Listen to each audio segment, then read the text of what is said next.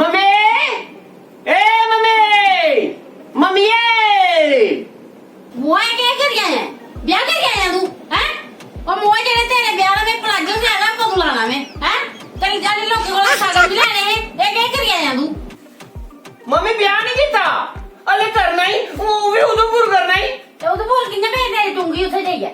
हैं वो भी टू जू चला हैं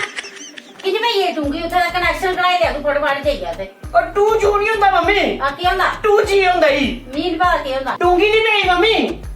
उथे तेरा फौजी नेट चली गई रही हैं आओ